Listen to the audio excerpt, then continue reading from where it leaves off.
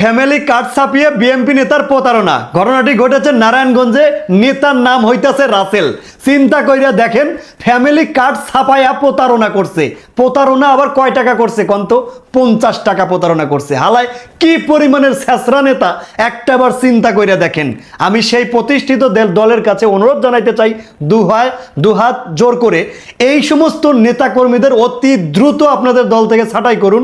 আপনাদের দলের কিন্তু মান হানি করছে এই সমস্ত নেতারা। এই যে নিউজটা দেখেন, ফ্যামিলি কার্ড ছাপিয়ে প্রতারণা। নারায়ণগঞ্জের বেশিরভাগ মহিলা মানুষদের বাসায় গিয়ে গিয়ে তার স্ত্রী সমেত 50 টাকা করে নিছে আর একটা করে ফ্যামিলি কার্ড দিবে প্রতিশ্রুতি করেছে। এই যে জিসান ট্রেডার্স থেকে 1200 টাকার বিনিময়ে নাকি 1800 টাকার পণ্য দিবে।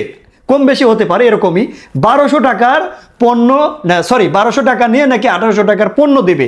এই ধরনের প্রতিশ্রুতি দিয়ে নারায়ণগঞ্জের সাধারণ মহিলাদের কাছ থেকে 50 টাকা কইরা নিয়ে ফ্যামিলি কার্ড দেওয়ার কথা কয়া প্রতারণা করছে।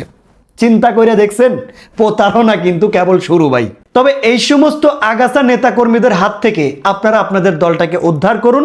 এদেরকে অতি দ্রুত দল থেকে ছাঁটাই করুন।